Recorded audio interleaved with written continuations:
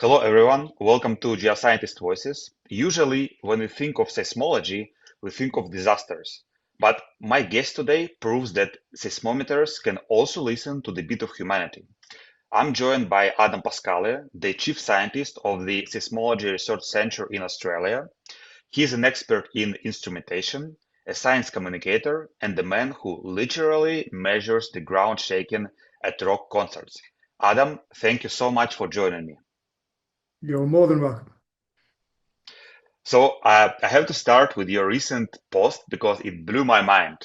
You created a split screen video showing Lenny Kravitz live, perfectly synced with the seismogram from a station 2.6 kilometers away.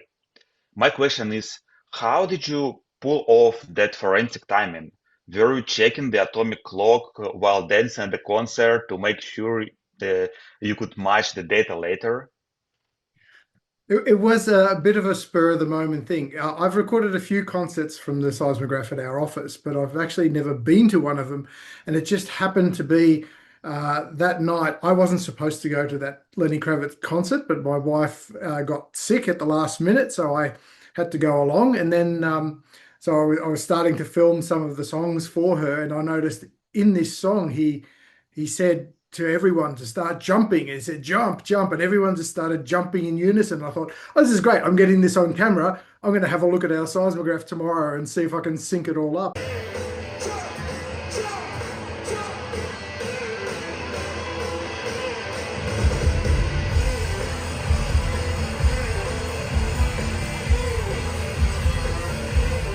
Fortunately, the timing of the video, the time index of that was perfect, and our GPS synchronized seismographs were perfectly timed. So I was able to get it all together and do a bit of magic in Final Cut Pro and get the video going all together. So I was very pleased that there was an actual result there. Wow, such an interesting technique, and it actually brings me up to talk with you about a global phenomenon we keep hearing about, and we especially heard about it during the Taylor Swift Eras tour, which is the Swift Quake. You've tracked the seismic signatures of many bands, and you even noted that AC/DC put more energy into the air while Taylor Swift fans put it into the ground. So what does a Taylor Swift earthquake actually look like on a spectrogram compared to natural tectonic event? And is there actually a specific pop star frequency? There is a frequency where we're seeing those resonances. So most of the concerts that I've recorded are from the MCG, the Melbourne Cricket Ground, which is a one of the largest stadiums in the world. It's got about a capacity of about 100,000 people in the stands. But when they're on the ground as well, that's really when we start to see a lot of the signal go through. And it seems that most of the noise that we're recording on our seismograph is in the sort of higher frequency range above 1 hertz. But above, actually about above 6 or 7 hertz. But if we looked in the 1 to 6 hertz range, that seems to be where we're recording all of the ground movement of the crowd and also from the music itself. So a lot of these concerts will have speakers sitting on the ground. So if they're really pumping, they're actually pumping some energy into the ground. So we're picking that up. So, and it was very interesting with the Taylor Swift concert. So Jackie Kaplan Auerbach started this whole Taylor Quake, it was, yeah, Swift Quake phenomenon a while ago, and then when Taylor Swift came here, I was asked by another seismologist who'd recorded Taylor Swift's concerts in another country. He said, "Did you pick anything up?" And initially, when I looked at the seismograms, I couldn't see anything. You look at the waveforms, and it was all just local traffic noise.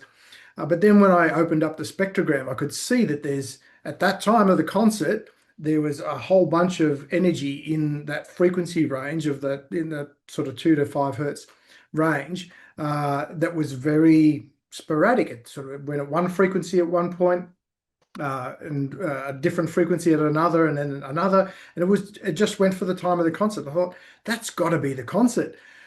She played 3 nights in a row in Melbourne, and every night it was exactly the same signature the same set list, the same playlist, except for there was one section where she did three songs from, I think it was a new album each night, and three different songs each night, and you could see there was a very different signature at those times as well. So it really is a combination of the music, the actual speakers pumping bass into the ground, and the crowds actually jumping in unison when they do. Wow, I never thought about it, and now that you put it like in the scientific terms, it kind of makes sense. So, wow, that's so interesting. So, uh, from Taylor Swift, let's transition to talking about your career. So, Adam, you hold a unique position. You are the chief scientist, but also the chief commercial officer in your company. And this is kind of a rare mix because most scientists, they stay purely technical. And my question is, how do you balance scientific integrity with the commercial reality of running a business? What skills did you have to learn that pure science degree didn't teach you? Yeah, I had to learn everything. I didn't study to be in this field at all. I Wow. studied I studied computer science when I was at university, and at the end of that degree, I didn't really know what I wanted to do. But there was this weird little lab in the basement of one of the buildings at the university, and I thought I'll just get a summer job there until I work out what I want to do with my life. And it was the seismology lab, and they just got me in there changing the paper on the smoke drums. That record you can see behind me is a smoke drum Yeah. record, and that was my first job. Was to every couple of days take the paper off the drum, run it through the fixing fluid, and then I started doing field work and data analysis and that sort of thing. So it really grew from there. So yeah, it wasn't an intended career, but yeah, I still haven't worked out what I'm going to do with my life, but I'll just keep going along with this for the time being anyway. So, but yeah, it's an interesting mix though, because for the first 8 years, 7, 8 years of my career, that was when the Seismology Research Center was part of a university and was really a research organization initially. And then it started providing some seismic monitoring services to industry. There was a dam being built near Melbourne. It was a planned dam, and they wanted to monitor the region for natural seismicity before they, constructed the dam and started impounding it, because they knew about the reservoir triggered seismicity phenomenon. So they wanted to see, okay, what's it like before we do anything? What's it like when we're filling? What happens afterwards? So that's how it all started. And by the end, when the Seismology Center actually got sold to private industry, at that point it was completely industry funded. We weren't getting any funding from the university. We were self-funded effectively, so they really just sold us off as a business. So we continued to do that monitoring, run our observatory, just in a commercial space. And so that did allow us to focus a little bit more on the instrument development. At that point, we'd already developed 3 generations of seismic recorder for ourselves, and we weren't selling it to anyone else. It was just for our own use. But then when we became commercial, it became more of a thing. So I think we can actually, provide these data loggers to other people. And so that's how it started.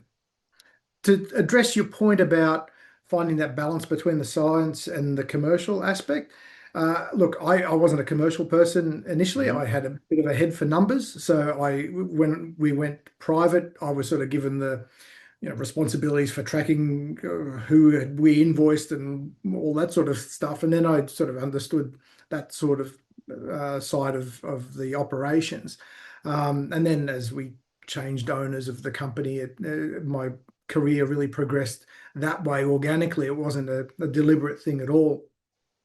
And but and I did struggle for a long time as to how to sell Mhm. our science, and it really, in the end, I found that if you really just are true to the science and true to yourself as far as what you can offer as a solution, and just be honest about your expertise and the capabilities of what your equipment can do, then you'll either be successful in the commercial sense, or you won't. And really, I think we just try to offer you know, the right solution for the customers that come to us. And we accept that we're not going to be for everyone, but if it's the right thing, and that's the easiest way to do it. We approach these solutions from a really technical standpoint. We're seismologists that have designed our own seismic recorders, seismic data processing system, network management system. So we know how it works and we know what the workflow is. And we find that we've created something that's easy for us to sell because we made it for ourselves. And so that was really how it all evolved. Wow, that's an interesting. That's an interesting mix of career choices, and thank you for talking about it. So, continue talking about your career. For example, I work with Python and data analysis, and many students today they actually never touch the actual equipment. And you design and build the networks. So, why do you think uh, it's important for a modern data scientist to understand the physical box, the sensor? What do we miss when we only look at the code and just completely forget about the instrument that basically created all the signals? Yeah, I've discovered that over the years in that understanding how data is acquired really does allow you to understand that what you're looking at is actually quality data or not, and being able to understand that uh, say you're using a sensor that doesn't have the frequency range to reveal the thing that you're looking at. I mean, there's some basic fundamental things that if you are just given a waveform, you don't know what what sort of sensor recorded that. Did it have the capability of recording all of the data that you need, the sensitivity, the noise level, the frequency response? Um, so understanding that and understanding the technical side of things has helped me in the data. Again, I'm not an engineer. I don't understand the electronics, how to actually create these electronics. I've got engineers to do that, but to understand that, okay, this is what having a 24-bit signal means. I mean, you can have there's a 24-bit signal means you get plus or minus 8 billion counts of data, but does that really mean that what you're looking at is all quality data? It could be the first half of it be just rubbish. It could be if you Yeah, don't really understand, what's going into it. And it also allows you to do these like forensic analysis of seismograms because okay, if I look at this aspect of it, or this signal was filtered, this ran through an FIR filter. So that might mean that this signal that I'm seeing before this first impulsive arrival isn't real. And if you don't sort of understand that sort of stuff, you'll go and pick that first little motion as the first arrival of an earthquake when it might be half a second before the actual signal happens. And you sort of only understand that if you know uh, how the signal's being processed and understand that sort of thing. So that's what I try to do is in some videos that I do occasionally on social media is to try and explain those sorts of aspects that most people might not just be aware of. They're just given data and start playing with it. And it might be a big factor, like if you're training AI models, that this is what it should look like. If it's looking wrong to start off with, you don't want to train the AI with the wrong stuff. So it's all that machine learning. So I think that's really where it's important to understand where your data comes from to a degree. You don't have to be an expert, but there's certain things you need to look out for. yeah. I mean, you combine a lot of expertise, like commercial, hardware, software. It's good for a company. Yeah, I'm, And I'm a jack of all trades, master of none, yeah, as they say. So, but it's good to have that broad understanding of lots of little things because that can bring together ideas about how to integrate different aspects of what you do.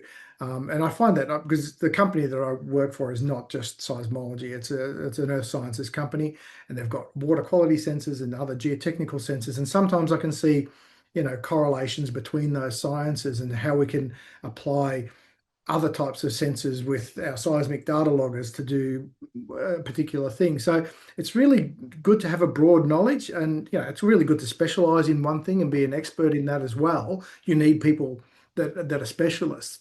But Ye- I find that for me, for my career, being a generalist and being able to see big picture stuff and pull things together has really helped myself and the company and the organization be successful. Yeah, wow. So, well, that's so true. So, you you obviously love music, and we know that because I saw your like how you worked with the signals that are coming from the pop rock stars, and you love tech as we talk about it, and you talked about the lab where you first got a like a summer job. So. I just want to clarify with you that was it like that moment that you knew that, okay, now I for sure want to be a seismologist, or maybe was it moment from your childhood where you sort of knew or felt that you want to be a seismologist or geoscientist, and then you came to this lab and then you understood, okay, for sure it's 100%, or maybe it was much later when you understood, okay, I like working in a lab and well, I for sure gonna be researching the earthquakes. So just I really want to concentrate and think about what was the moment and when did it happen when you decided that now this is gonna be my life and my career. I'll tell you a story. So the Seismology Research Center started in 1976. I was 5 years old at the time. About 6 months after the center started, they had, I think, two seismographs in their network at that point.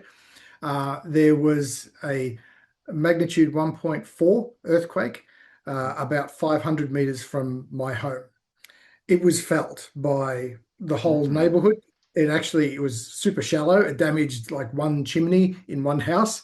And my parents remember uh, feeling the wardrobes shake in the house. Yeah, this is a 1.4. This is a tiny little Yeah, earthquake. it's not that much, yeah. Not at all. So when they told me about that, I do remember them talking about it. And I'd like to think that that was the point where I thought, hey, this is my career. But really, I didn't think about it again for about 30 years. Yeah. So my career, as I sort of mentioned, it really evolved from a summer job. And even after I was working at the Seismology Center, I didn't really click with any super passion with it. I was good at what I was doing and I was enjoying myself. It was good to do field work and get out and about and do those sorts of things.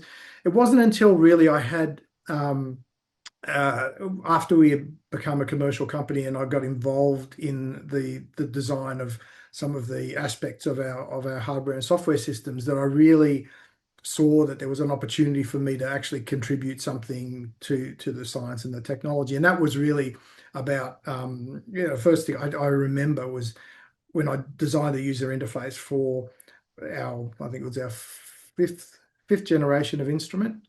It was a web interface for it. And everything up until then that I'd ever seen and used, it was really all text-based and commands and typing and really awful sort of user interface type things. And I designed basically a web page to go into this seismograph that would made it super easy to use. And all the things that I wanted when I was out in the field, I just wanted to click here and do that and do that. And I was able to, have an input into the design of that and actually, did some of the early HTML coding of that, and that's when I really thought, okay, I've got a unique perspective on how to use equipment and how to use the data processing software as well and the workflows around that. Um, so that's really when I found that sort of a passion about of getting into that aspect of seismology and getting into the design.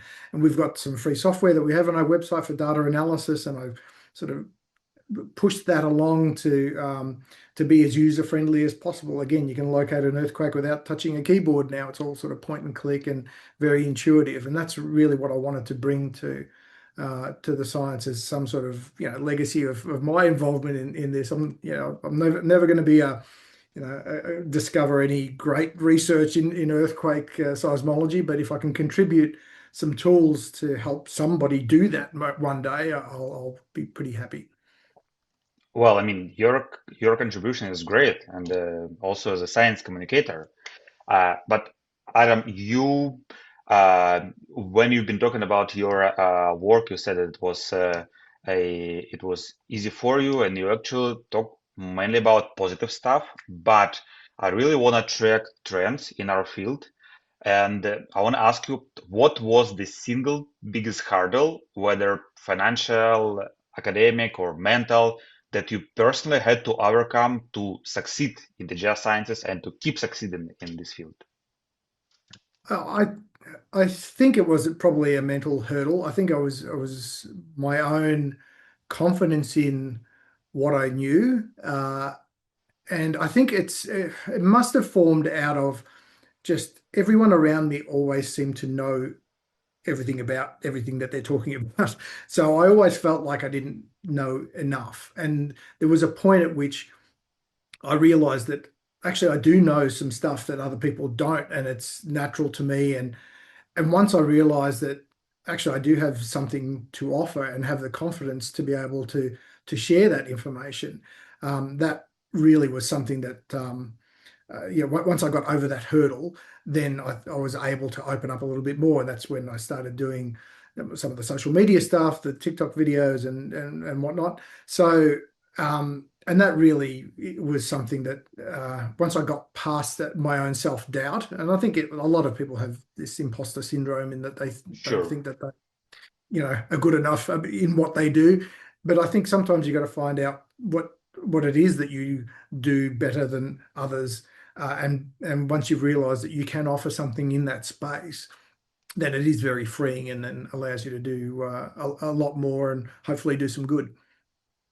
Wow, thank you. That's really inspiring, and I will take that to heart, and I think many viewers will as well. So now let's transition to poetic and philosophical questions. So seismometers pick up everything: nuclear tests, whales, traffic, concerts, and so the question is, in your entire career, staring at these wiggle lines, what is the strangest thing you have ever detected that actually was not an earthquake? There've been so many things. We've recorded rock falls and meteors. That's like sonic booms from meteors flying Mm, over our network. Kangaroos jumping past seismometers. We've seen plenty of that. Probably the most interesting one was a tanker explosion, and it wasn't an immediate tanker explosion. It was there'd been an accident, and this tanker had crashed and leaked ammonium nitrate into an area, and it didn't explode initially. It wasn't for hours, but that material had actually leaked onto the ground and spread for a number of hours, and then ignited. I think it was about 4 hours after the incident, and that was and when that went off, it was near one of our seismic stations, and it was really interesting to see because we were then contacted by the investigators of that accident to see what had we recorded anything. And so I went and looked at the time of the event, and sure enough, there was the size of the seismograms. The nearest station was about 20 kilometers away. It was very clear on that one. You could see it on others as well. And then I located the event, and I was very pleased to see that it was right on where the source of the explosion is. Because often, when we're locating earthquakes, we don't know where they are, but at least this one I could sort of ground truth back to actually where the big hole in the ground was. yeah. So, and then I remember seeing a very strange signal about a minute after the seismic waveforms, and that was the sonic boom from the explosion because it had traveled so much slower than than the seismic waves, there was another big peak because the actual pressure wave had shaken our seismic hut, and we'd had a recording there. So that was a really cool bit of investigative seismology that stands out in my mind. Oh, wow, that was unexpected and interesting. Uh, so another question in that philosophical category. So if you could place a sensor anywhere in the solar system, on Mars, Europa, or deep inside the Earth's core, where would you put it, and what question would you want to answer with doing that? I think we've got so much to learn about how earthquakes work in on Earth that I think we need to do that probably first. And if we could get something down at where these earthquakes originate, and I think that the only way we're ever going to get close to predicting earthquakes is to see some sort of precursor, and we're not doing it from the surface. And even from deep boreholes, I think we're not really seeing much. And who knows, putting some sort of sensor, it might not be a seismometer, it might be something completely different, down at where these faults are breaking during these earthquakes, or where they're slipping. I think that'd probably give us a bit more of a hint. But there's some pretty bad physical limitations around getting getting too far into our crust. But I think that'd probably be a good thing to start with. Yeah, yeah. I mean, I totally agree with you. So you do a lot of media work, as we know, and if you could correct one myth from the movies or from life about earthquakes that really drives you crazy every time you see it, what would it be? Oh my, there's so many. I mean, every scientist who watches a movie in their field, I'm sure, is cringing at every every turn. Yeah. Um, Look, the San Andreas movie was, yeah, look, it was a fun action film, but it's not going to go down in history as one of the greats. But one of the things they did get right was about trying to correct people from going to a doorway or running outside and Hmm. to drop cover and hold on. They actually did that in that movie, so I was pretty happy about that. So if we have some more of that reinforcement of actually what to do in an earthquake, I think that would uh, be really good, because most people take their cues from visual media, and this is we were talking about me doing these videos, and I think it's really powerful to see an image and to understand it when there's images to back it up. And I think if we see more of the right sort of things coming out in movies about what to do, because really, that is the only thing that people can do to, yeah, apart from preparing for earthquakes, and then that, having your bookshelves bolted to the walls and having your emergency kits and those sorts of things, all that preparation stuff. But actually, during an event, there's very little that you can do other than protect yourself. And so, getting that message across of drop cover and hold on, I think if that gets not misinterpreted in movies in the future, that would be great too. Yeah, yeah. Well, I mean, that's pretty practical advice, and I actually liked San Andreas movie, and I think I have to rewatch it just to, remember harder the instructions that sort of were there as visual cues. Yes. And so, Yeah, so I mean, there was one scene in the seismic lab where the scientist Paul Giamatti, he grabs one of the other yeah. seismologists who's running for a doorway and pulls them under. So I like to think I'm a sort of a halfway between Paul Giamatti and Dwayne Johnson, sort of a mix of the Wow. two. Wow, wow. That would be a great mix, yeah. Uh, so Adam, finally, looking at the next generation of researchers. In just one single word, how do you describe the future of the geosciences? I think imagination. And what I mean by that is, I think we're going to solve the problems around earthquakes and other geoscience issues by having new and novel ideas. I think we're plateauing in some areas, and they've got a purpose. Monitoring ground motion and buildings for motion during an earthquake is one thing, but I don't know that that's going to lead us to, any sort of prediction. I think looking at these problems from different perspectives, like at the moment, fiber monitoring fibers is a big thing. I don't know where that's going to go, but it's showing imagination in using different technologies to potentially solve problems. So I think new imaginative approaches to things. I know that's a lot more than one word, but I had to explain what my one word was. Yeah, no, I mean it's true because we cannot. I mean, we can sort of see what's happening under the surface, but not like see. We can see whichever the instruments give us, and we can't see it with our eyes. So we have to imagine that, and that's totally agree with you. So, Adam, thank you so much. You have shown us that science isn't just about disasters. It's about disasters and about saving people, but it's also about Taylor Swift and pop and rock concerts. So it's about listening to the world around us. And I really appreciate your time. Thank you so much. You're very welcome.